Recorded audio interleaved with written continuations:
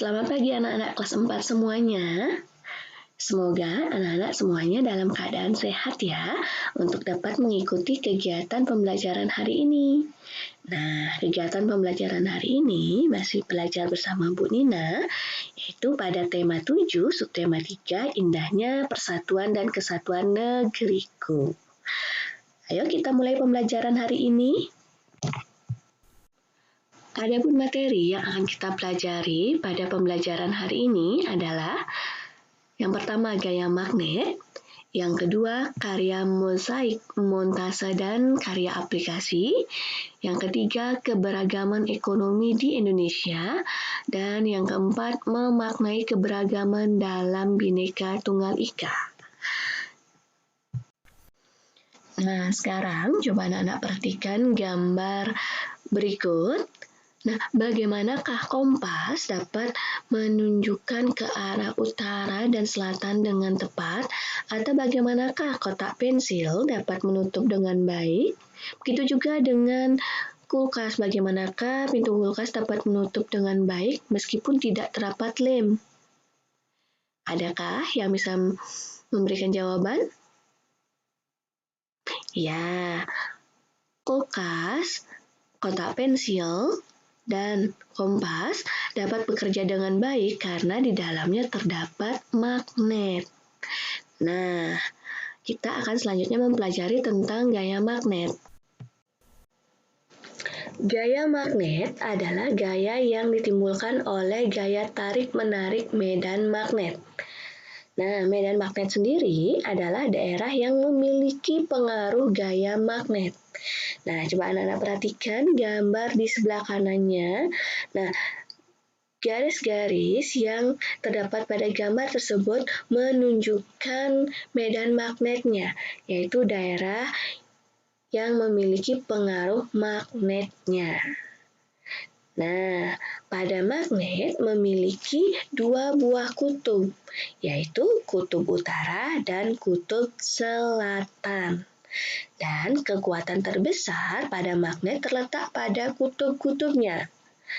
Nah, apabila dua buah kutub magnet yang senama didekatkan, maka akan tolak-menolak. Sedangkan jika dua buah kutub magnet yang tak sejenis atau tak senama didekatkan, maka akan tarik-menarik. Nah, jika diperhatikan pada gambarnya di sebelah kanan, jika magnet kutub utara didekatkan dengan kutub selatan, berarti dia adalah kutub yang tak sejenis. Jika didekatkan, maka akan tarik-menarik. Sedangkan pada gambar di bawahnya, kutub utara didekatkan dengan kutub utara, maka akan terjadi tolak-menolak. Nah, benda yang dapat ditarik dengan magnet itu dikelompokkan menjadi 3. Yang pertama adalah ferromagnetik, yaitu benda yang kuat ditarik oleh magnet. Contohnya adalah benda yang terbuat dari besi dan baja. Yang kedua adalah paramagnetik, yaitu benda yang ditarik lemah oleh magnet. Contohnya benda yang terbuat dari tembaga, platina, dan kobalt. Yang terakhir yaitu benda diamagnetik, yaitu benda yang ditolak oleh magnet. Contohnya benda yang terbuat dari plastik atau berbahan kayu. Adapun bentuk-bentuk magnet yaitu ada magnet silinder, ada magnet batang, ada magnet jarum, ada magnet ladam, dan keping. Nah, magnet jarum biasanya digunakan pada kompas. Nah, magnet dapat dibuat melalui 3 cara, yaitu cara yang pertama adalah menggosok, yaitu pembuatan magnet dengan cara menggosok-gosokkan besi atau baja pada sebuah magnet. Untuk yang cara kedua yaitu dengan induksi atau menempel, yaitu Pembuatan magnet dengan cara mendekatkan magnet pada benda yang akan dijadikan magnet. Yang ketiga, yaitu dengan cara mengaliri aliran listrik, yaitu pembuatan magnet dengan cara mengalirkan listrik pada lilitan-lilitan kawat yang dapat menimbulkan medan magnet. Nah, itu tadi pembahasan kita tentang magnet, anak-anak. Nah, selanjutnya kita akan mempelajari tentang karya mosaik, montase, dan karya aplikasi. Nah, karya montase itu adalah karya seni rupa dua dimensi yang dibuat dengan cara mengkombinasikan susunan dari berbagai macam bahan berupa karya yang sudah jadi kemudian disusun ulang menjadi karya baru yang bernilai seni. Dan karya montase ini sudah anak-anak pernah lakukan pada tugas sebelumnya. Nah, selanjutnya kita ke karya mosaik, yaitu karya seni tempel mengkombinasikan kepingan bahan disusun sesuai bentuk yang diinginkan. Dan kepingan bahan yang digunakan di sini bisa terbuat dari biji-bijian. Misalnya biji jagung, biji padi, atau kacang kedelai. Dan bisa juga dari kepingan kulit telur yang disusun sehingga menjadi suatu karya mosaik. Nah, untuk selanjutnya itu adalah karya aplikasi, yaitu suatu karya yang dibuat dengan menempel suatu bahan menjadi bentuk tertentu. Dan karya aplikasi biasanya banyak diterapkan pada kerajinan kain.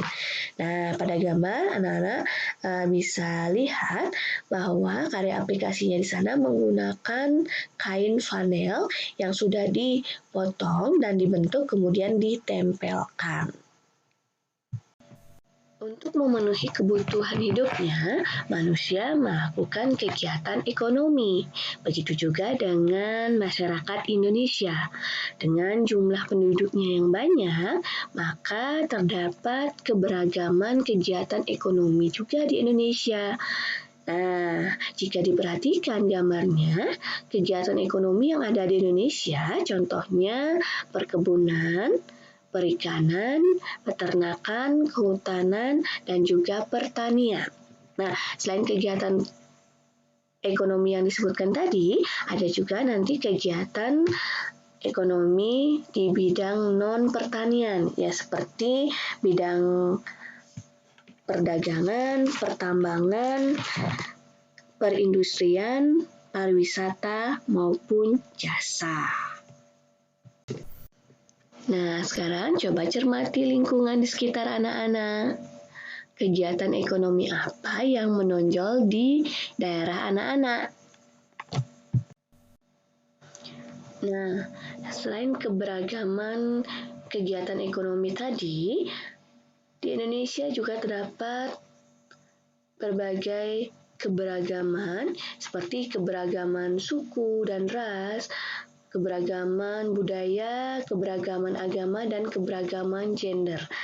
Nah, jadi dengan adanya keberagaman tersebut, kita harus memiliki sikap toleransi sehingga nanti dapat menjaga keutuhan ataupun persatuan dan kesatuan. Dan di sini fungsi manusia adalah sebagai makhluk sosial, yaitu saling membutuhkan antara satu dengan yang lainnya. Nah, apakah itu toleransi? Toleransi adalah suatu sikap saling menghormati dan menghargai antar kelompok atau antar individu dalam masyarakat. Ya, yang toleransi harus kita lakukan yaitu toleransi terhadap keberagaman suku dan ras, toleransi terhadap keberagaman budaya, toleransi terhadap keberagaman agama, toleransi terhadap keberagaman gender.